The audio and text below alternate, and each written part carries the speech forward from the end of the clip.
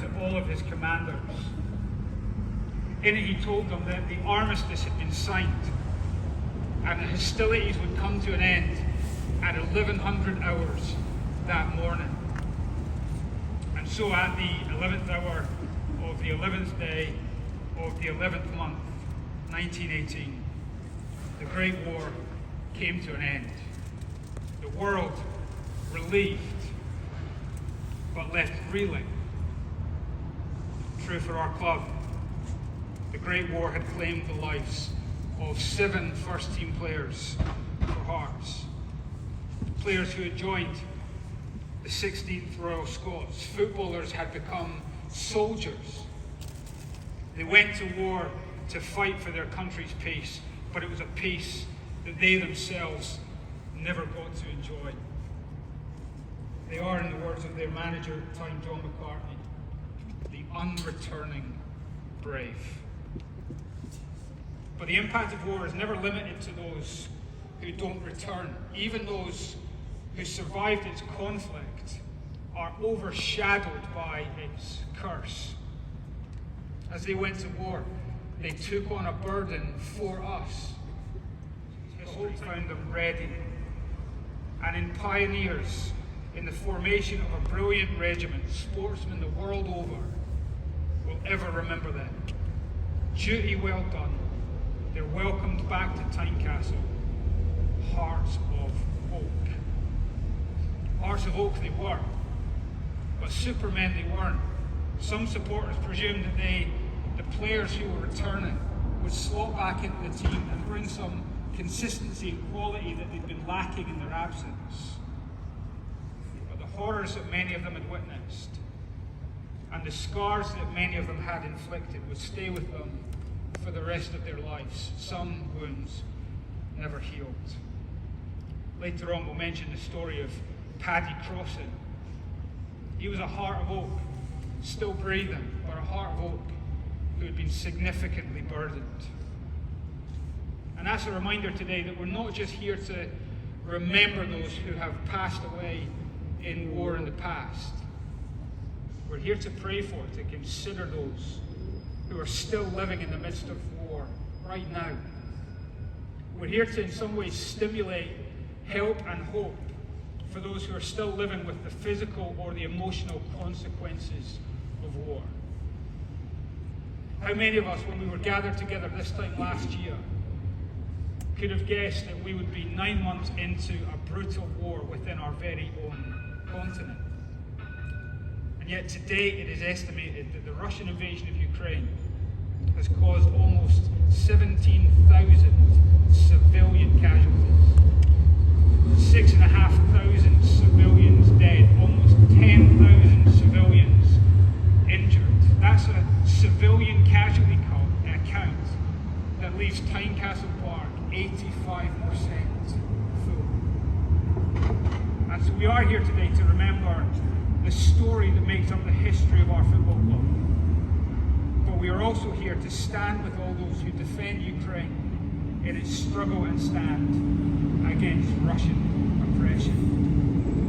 I'm going to start our service by singing the hymn Abide With Me. I get not all of us sing at Tynecastle. I get not all of us are going to sing today. But soon we'll read the poem For the Fallen, and the first line is, they went with songs to battle. And this is likely one of the hymns that these boys would have sung. So today we sing with them. Abide with me.